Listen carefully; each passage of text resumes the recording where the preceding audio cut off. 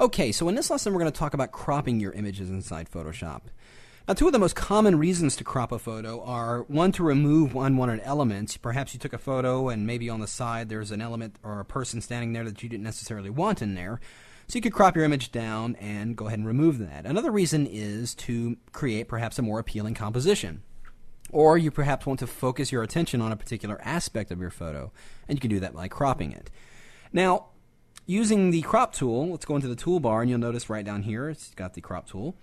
And what you do is you simply just click and drag, and you notice I can freely draw any size box here that I want. And once you release the mouse, it's going to give you the crop window with all these transform handles all around. You can grab any one of these. If you grab the top handle, you can certainly drag it up and down and resize it horizontally. Grab the vertical handle and increase or decrease the size this way. You can also grab any of the corner handles and freely modify the entire box like this. Now notice when we drew the box, the rest of the image, or the outer area of the crop box, darkened. And that's because of this right up in here. If you look in the options bar, you'll notice we've got a shield. And that's what it's called. You can simply uncheck that if you like. But what it does is it's a visual aid to help you decide how you're going to image, or give you a better preview of how your image is going to look after it's cropped. And it is at 75% opacity, so you can faintly see your image through there. You can certainly take it all the way up, so you can really get a good idea of what your image is going to look like cropped. But it's probably a good idea to see a little bit of your image, just so you can tell right away if there's a part that you're cropping out that you don't necessarily want to, and you can just resize the box accordingly.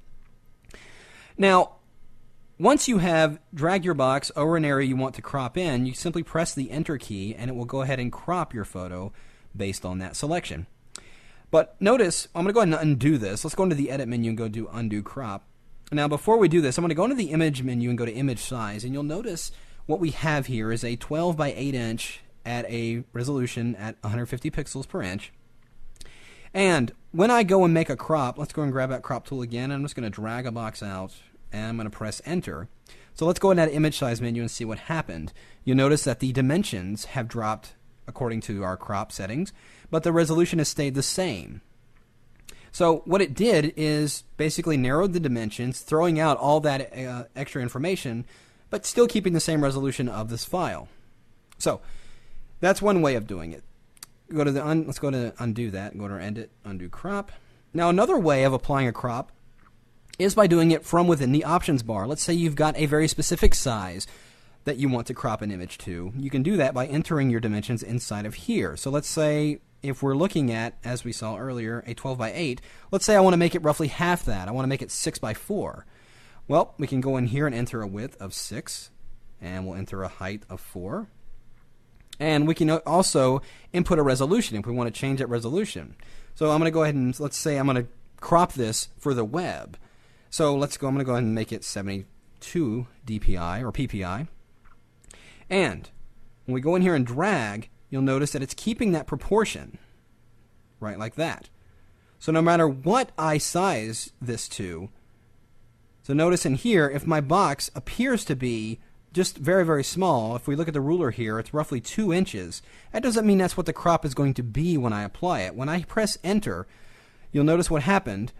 If we go into the image size, it has now basically resized that document and resampled it to the 6 by 4 at 72 dpi that we wanted. So, makes no difference what size I drag this image to be. I just decide on an area I want to be that particular size, and it will go ahead and make it. There you see that. Gives me the cropped image, but it's still the same size that we wanted it to be. Now let's say you wanted to crop your image based on the actual dimensions of your file. Like we said, we got a 12 by 8, 150 pixels per inch. We want to keep that size, but still crop it in. So what we do is we're going to click this button right here called Front Image. And it's going to take that information and input it right in here, 12 by 8 at 150. So no matter what area I drag to size, you'll notice, and I'm just dragging the mouse all over the place, but it's still keeping in that proportion. So let's say I drag an area out, and we'll just kind of cover this area here. And you'll notice I did earlier, I can drag any one of the handles, but notice my middle handles are gone. That's because we're keeping a proportion to that size we input. But you can also rotate it. If you click right outside here, you get a little bent arrow. So we can rotate that composition, and it might give us a little bit more interesting or dramatic image there. So let's go over here and take that and put it right about there. And when I press enter, we're going to get the same size document. If we go under image size, you'll notice that we're still in the 12 by 8, 150, but it's basically narrowed that area. But what happened was we cropped that area and then it resampled it up to fit in that designated size, or that specific size that we set up. So it's resampled it. It basically invented pixels in there. So if you remember, I was talking about in the resolution and image size in the previous lesson, it invents those pixels. So when you're doing this, if you're going to use this front image, do be careful about how big of a crop you make or how small of a crop you make, because it's going to invent pixels. Now, one more thing I want to touch on is the process of resizing or scaling your objects inside Photoshop. Now, here I have a file of an apple. You can see it's on its own layer against a transparent background. Now, let's say I wanted to scale this object. Well, I can do that a number of different ways. I'm going to go under the Edit menu and go down here to Transform, and I'm going to choose Scale. And it's going to give me the transform box, or the free transform box in here, and I can simply grab any one of these corner handles and just resize the object accordingly. But you'll notice it doesn't do it proportionately.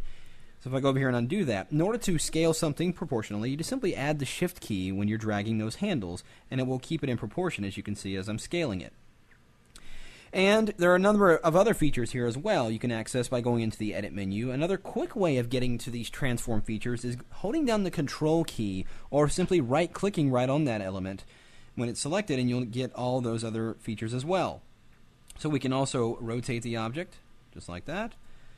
You can also distort it, skew it actually. Just by grabbing any one of these handles, you can skew it in either direction you want, just like that. Simple act of skewing. You can do perspective, or distort rather, allows you to basically freely transform any one of the corner handles to do whatever kind of transformation you will need. And of course there is the perspective, which gives you a perspective depending on which way you push any of the corner handles. So it's a good way of resizing images that you're going to put on the side of a building or something like that. And perhaps one of my favorite features, and that is the warp. And this puts a grid on your object, and it allows you to basically freely transform the object and do all kinds of weird things with it. This has been used for a retouching tool. You can achieve very interesting effects with this, but you can grab any of the corner handles or any of these handles here and manipulate the object around, clicking inside the grid and manipulating it. All of that works just as well. And you can, of course, rotate it 180 degrees clockwise. You can flip it horizontally or flip it vertically. Just do all these transformations while you're in that transform area. Now, one quick way I get to all of these features is if you press Command or Control T with the object or with the layer selected, you'll get the free transform box, and you can grab any of these handles and scale it and do whatever you like. But you can also move outside the area of the box, and you notice we get the rotate handles. So you don't have to go and select the rotate, you just move out and you can modify it any way you want. If you hold down the Command key, you can go into the distort mode and grab any of these handles and distort this feature. So a lot of these features are available right on the fly just simply using these keyboard shortcuts. So that is how you go about resizing objects inside Photoshop. In the next lesson, we're going to jump in and talk about how to generate selections of objects.